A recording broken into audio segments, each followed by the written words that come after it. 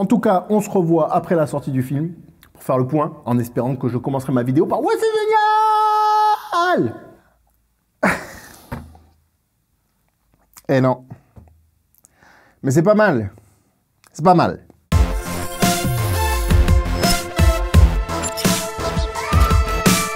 Et oui, j'ai été déçu.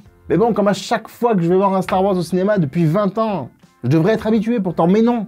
À chaque fois, j'y crois. Et à chaque fois, ça me... C'est fou, hein. Mais c'était sûr. J'avais analysé les bandes d'annonces, je m'étais fait mes théories, j'avais déjà un petit peu le film en tête. Et comme tout s'est pas exactement passé comme je l'avais prévu, ben voilà, déçu. Bon, après, je le sais, avec le temps, mon avis s'adoucit et j'arrive à apprécier les bonnes choses dans chaque film. Bon, sauf pour l'épisode 8, ok. Du coup, qu'est-ce que j'ai fait? Bah, je suis retourné le voir en essayant de passer outre ce qui m'avait déplu la première fois. Tu dois désapprendre tout ce que tu as appris.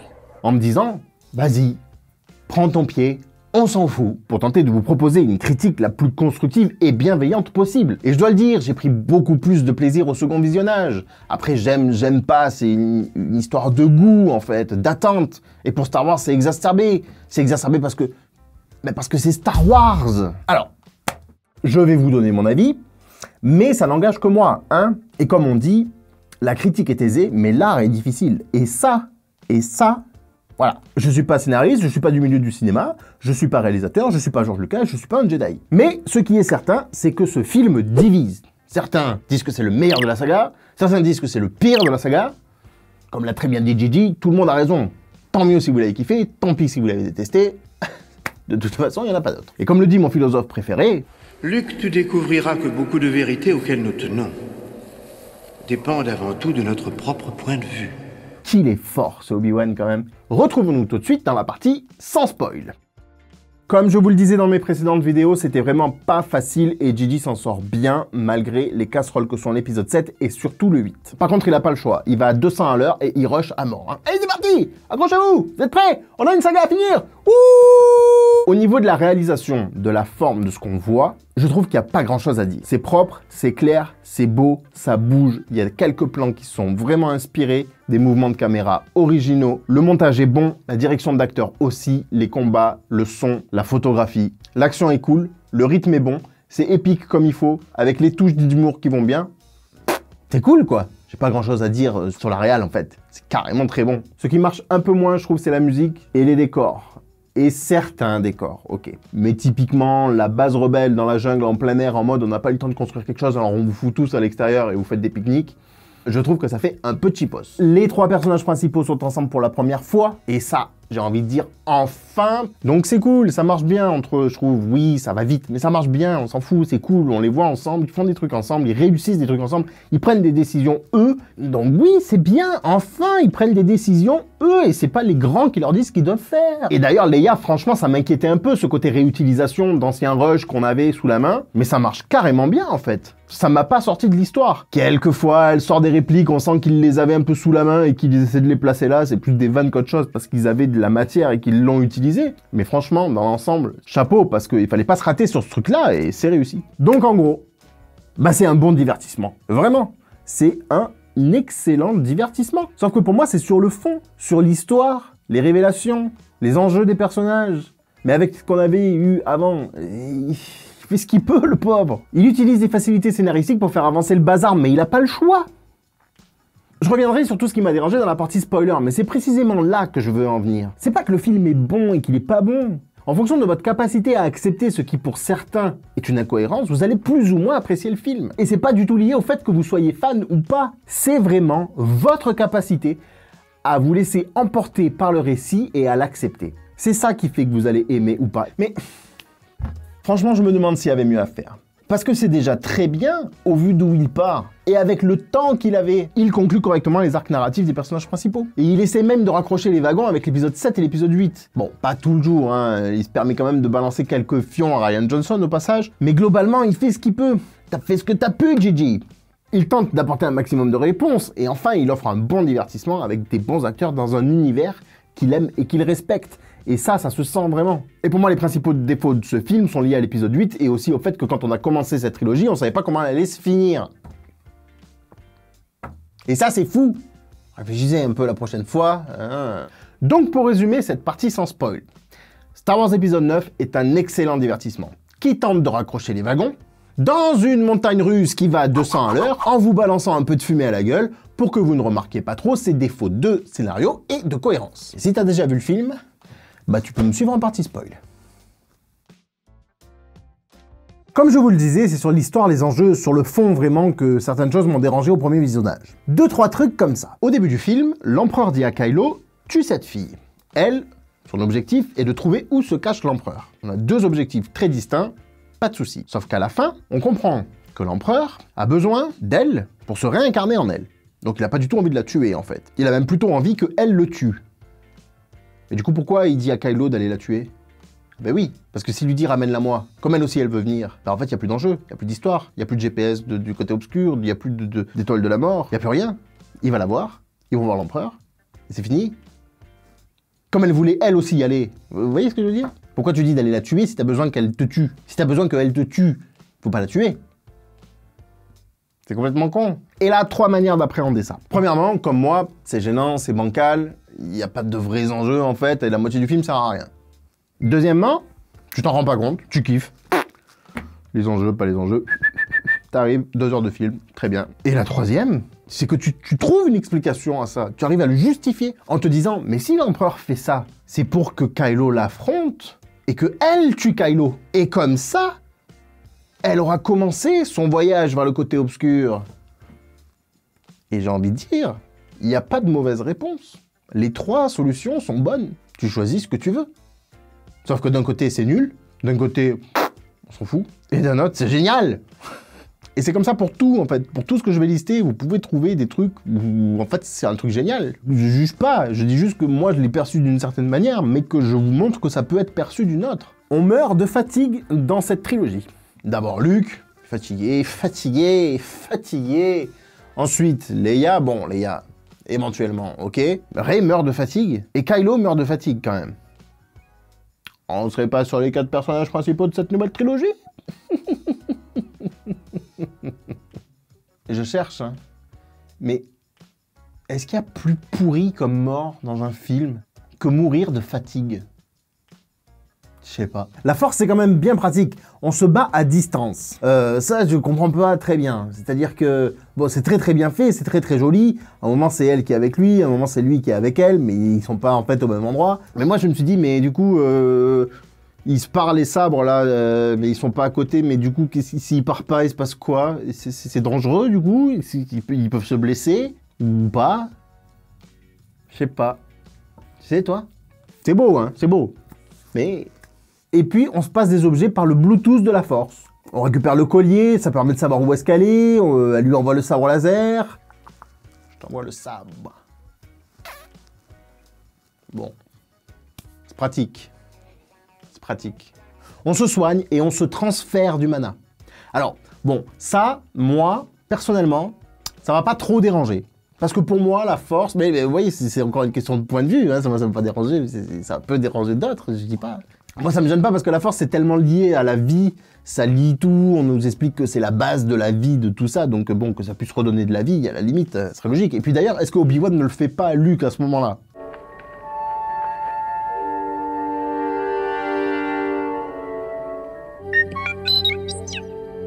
Oh, ne t'inquiète pas, il sera bientôt guéri. Lui remettre un peu le cigare en état de marche, tu vois? Je sais pas. Le truc un peu naze avec ça, c'est que le plan de l'empereur de se faire buter par Rey fail lamentablement, et qu'il découvre accidentellement que avec les 2 à côté, il peut régène. Il y a ses doigts là qui recommencent à revenir là. Oh mais c'est génial, grâce à la diade de la Force, je peux revivre. C'est naze. Il avait pas du tout prévu. Gros coup de bol quand même. C'est nul. Le kiss final entre Rey et Kylo, était-ce bien nécessaire? Pourquoi pas? Rose, la pauvre, elle ne sert plus à rien. Pourquoi avoir rajouté le personnage de Dominique Monaghan alors que Rose aurait très bien pu dire ses répliques? D'ailleurs, c'est une question ça. Pourquoi rajouter autant de personnages dans cet épisode 9 alors qu'on a déjà du mal à expliquer d'où viennent ceux qu'on connaît déjà et pourquoi ils sont là? Finn est carrément sous-exploité. Et puis côté cœur, c'est compliqué. Hein. Il comprend pas qu'il est dans la friend zone avec Rey. Rose, bon, visiblement, il a laissé tomber l'affaire. Puis bon, maintenant il y a Jaina. Peut-être qu'il a tellement de choses en commun avec elle. Mais du coup, ça mène à rien, quoi. C'est un gros flop total et il termine totalement seul. La flotte de l'Empereur. Bon alors c'est pas très grave, mais il faut quand même 3000 mecs par Star Destroyer. Ils sortent d'où les mecs? Comment ça a pu rester secret ce machin? Et puis, si un Star Destroyer ça peut détruire une planète, pourquoi ça te fait chier à construire Starkiller? Ça n'a pas de sens. Hux en espion. Même là, sa motivation, c'est pour faire chier Kylo Ren. On en est là. Le mec sauve nos héros pour faire chier le méchant. Ça c'est quand même pas mal, hein. Ouais, moi je vais être espion, comme ça lui il va pas gagner. Au moins il meurt comme une merde. C'est déjà ça c'est bien, bravo. Vous avez tué Hux comme une merde, bravo. Belle réussite. Rey, petite fille de l'Empereur. Mais what the fuck? Mais pourquoi? Pourquoi vous avez fait ça? Pourquoi? C'est le truc le plus pourri du film. Ça n'a pas de sens de le sortir comme ça à ce moment-là. Il n'y a pas besoin de lui donner un lien de parenté, surtout que depuis le début, on s'égosille à nous dire que ces personnes, que la force peut naître en n'importe qui. Ça pose trop de questions. Qui était son père? Quelle était sa relation avec l'empereur? Avec qui l'empereur a eu un fils? Où il l'a rencontré? Est-ce que c'était juste pour procréer? Et si c'était le cas, comment a-t-il pu rater la formation de son propre fils? Et pourquoi ça marcherait mieux avec sa petite fille qu'il ne connaît pas du tout? Ça n'a pas de sens, ça n'a pas de sens. Et puis on a quand même du mal à imaginer l'empereur avec une femme, des enfants, un labrador jaune et une maison à la campagne. Ou même à un peu trop picoler un soir sur Coruscant et à s'envoyer en l'air avec n'importe qui. C'est moi, le Seigneur Noir des Sith. Mich, est-ce que tu aimes le côté obscur? Pourquoi c'est pas une création de l'empereur? S'il a créé Snoke, pourquoi il aurait pas pu créer Rey? Ça marche pareil, ça marche mieux, parce que ça pose moins de questions à la con. Ça n'a pas de sens. Ne me dites pas qu'il n'y avait pas mieux à faire avec ça.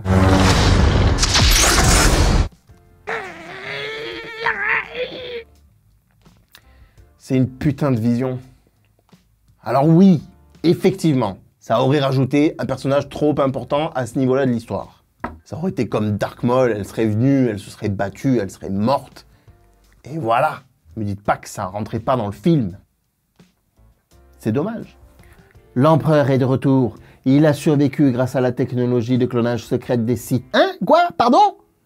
Comment ça? J'ai pas compris. Du coup quoi, c'est un clone? Si c'est un clone, pourquoi il est tout mal foutu là? Ah ben non, puisqu'il a survécu.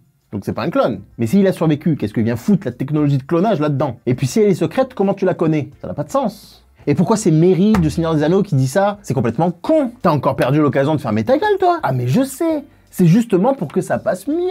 On fout Merry du Seigneur des Anneaux à l'écran comme ça. Chérie, mais c'est le Hobbit, t'as vu?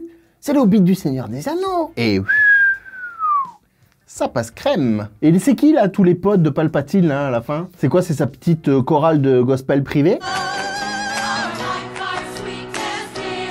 C'est pas des Sith, hein? Rassurez-moi, c'est pas des Sith. Non, parce que la règle des deux, on en fout quoi du coup si c'est des Sith? Toujours par deux, ils vont. Ni plus, ni moins. Le maître et son apprenti. Ça n'a pas de sens. Et puis ils sont là, ils servent à rien. Et les chevaliers de Rennes, je suis désolé, mais ils étaient quand même beaucoup trop stylés pour être sous-exploités comme ça. Quelle est leur relation avec Kylo? Il les bute sans même essayer de les convaincre. C'était leur maître quand même. Osef. Et si tu prépares ton retour pendant 30 ans avec une flotte énorme pour pouvoir écraser tout le monde, est-ce que ça vaudrait pas le coup d'attendre que ce soit prêt pour envoyer le message et dire « Hey, j'arrive !» Parce que là, t'es vulnérable. Ça n'a pas de sens. Ou alors le message est parti tout seul et il y a un stagiaire qui va se faire virer. C'est quoi l'intérêt de dire que tu reviens alors que si t'attendais 2 jours, ils allaient bien le voir que t'allais revenir. C'est complètement con. Ça n'a pas de sens. L'empereur, il reste là sur Exegol avec cette histoire d'antenne là qui peut pas se...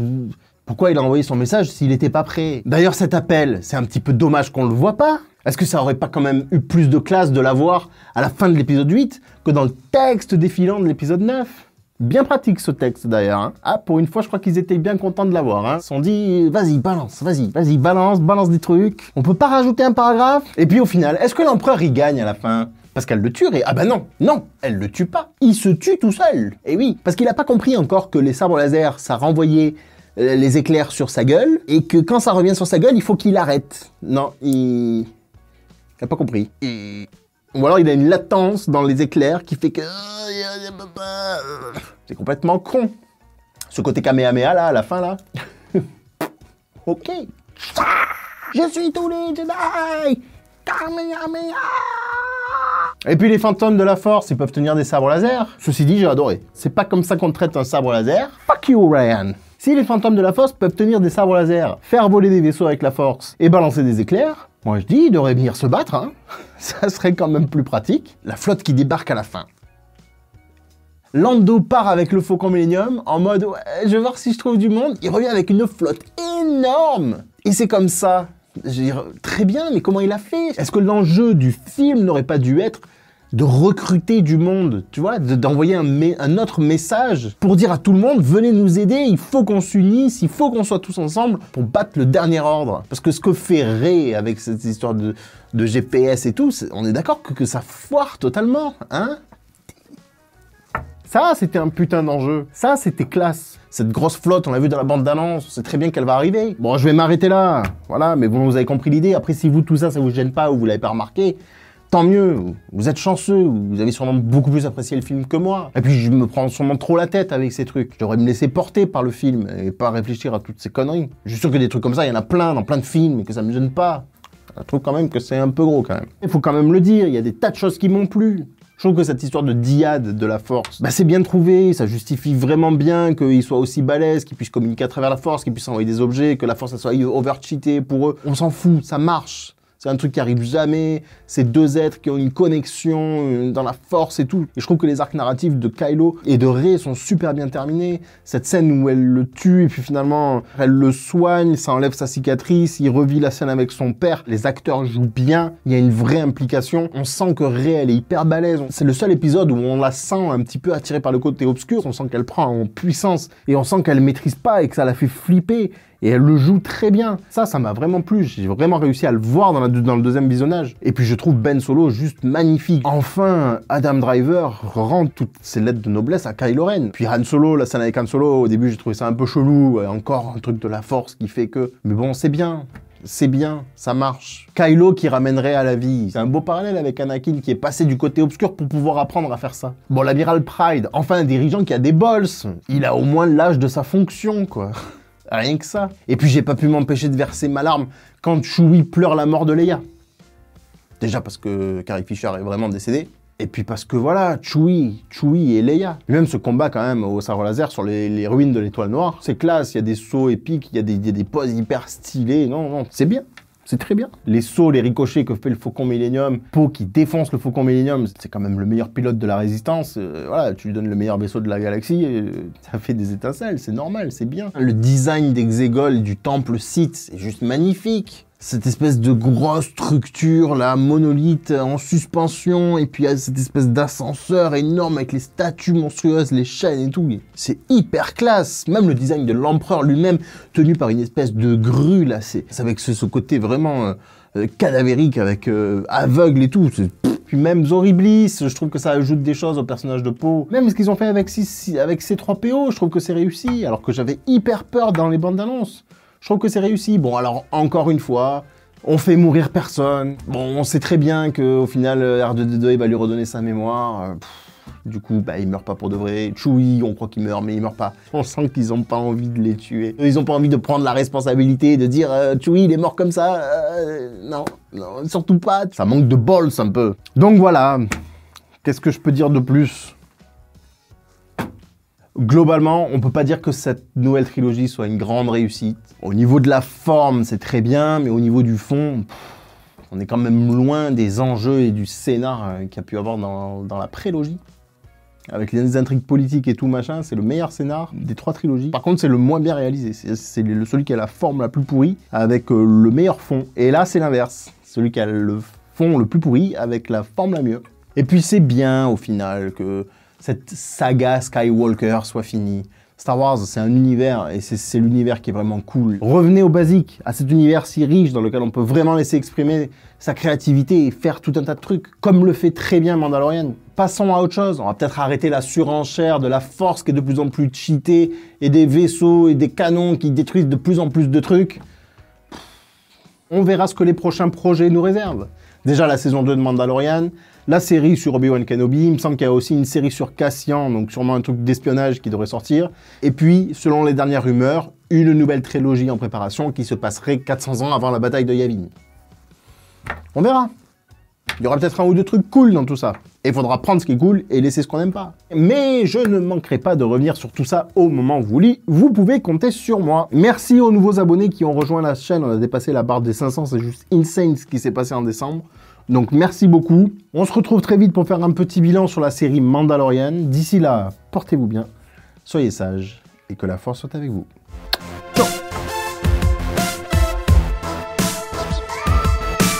Donc pour résumer, donc pour résumer cette